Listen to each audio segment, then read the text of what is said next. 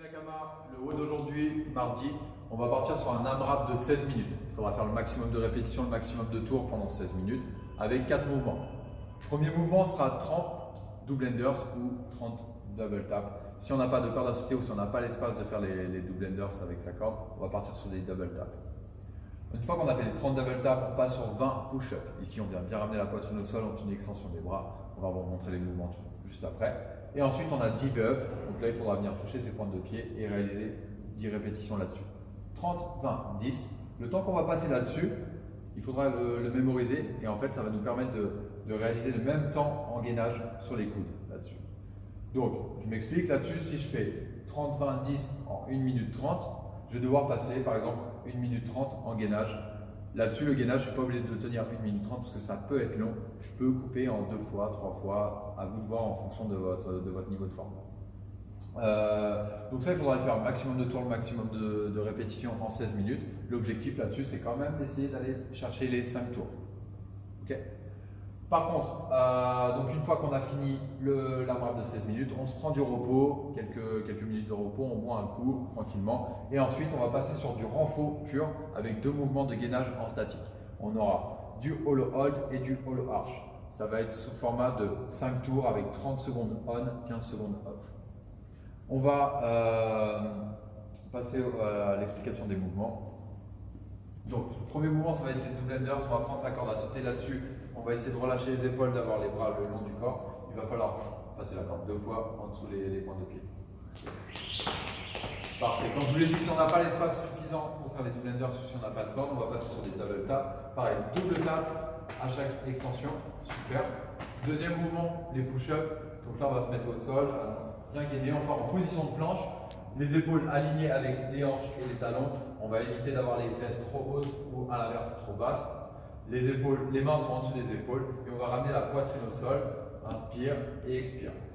Finis bien l'extension des bras. Fais en sorte d'avoir les coudes le long du corps. Impeccable. Pour le scale là-dessus, on va passer sur les genoux. Donc pareil, les fesses pas trop hautes ou pas trop basses. On est bien aligné avec les épaules et les genoux. On va avoir les mains au même endroit. On va descendre la poitrine sur le sol et on remonte. Voilà l'adaptation. On va adapter également le nombre de reps. On sera à 15 répétitions là-dessus. On va passer au V-up maintenant. Donc on s'allonge sur le dos. On a les talons qui touchent le sol, les mains derrière la tête. Le but, c'est de prendre une grande inspiration et de venir toucher ses pointes de pied. Voilà, super. Ça, on va faire 10 répétitions là-dessus.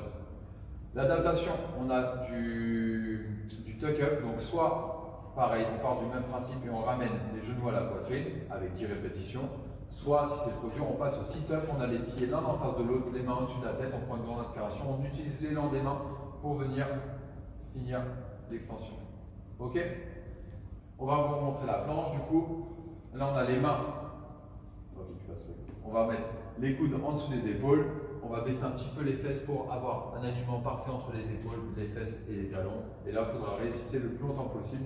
On va rester le même temps qu'on a passé à faire les 3 autres mouvements juste avant. Maintenant, on va passer au renfort. Une fois qu'on a pris 5 minutes de repos après le Metcon, on va vous montrer le All Hold. Donc là-dessus, on s'allonge sur le dos. On va venir décoller les talons, décoller les bras. Voilà. Il faut bien faire en sorte d'avoir le bas du dos collé, plaqué sur le sol. Si ce n'est pas le cas, on peut à tout moment ramener les bras devant, les jambes pliées. On va essayer d'avoir les talons quand même un petit peu plus haut pour venir travailler le gainage ici. Si c'est trop facile ici, on peut venir tendre une jambe, puis l'autre, et les deux en même temps. Et on met les bras vers le ciel. Voilà la posture. Pour le arch hold, on va se mettre sur le ventre. Et là, on va venir décoller les pectoraux du sol. On a les bras devant. Et pareil, on va venir décoller les cuisses. Et là, on reste gainé pendant 30 secondes.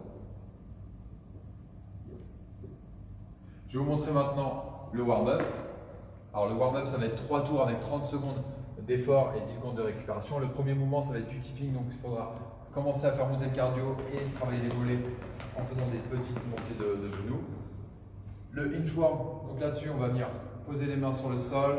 On va avancer, avancer, avancer et revenir au point de départ, toujours en restant bien gainé et on utilise bien les épaules pour chauffer au niveau des push-ups et des double enders.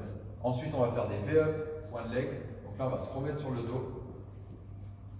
Il va venir falloir, avec le bras droit, toucher le pied gauche et inversement, juste après, hop, on prend bien appui sur le sol. Ça va nous préparer pour les VR. Ok, hier, on était plutôt sur une composante cardio. Là, aujourd'hui, ça va être plutôt du renfort sur le haut du corps. N'hésitez pas à le partager, il va être vraiment cool ce WOD. Prenez le temps de réaliser les mouvements proprement, prenez le temps de vous échauffer et bon, ouais.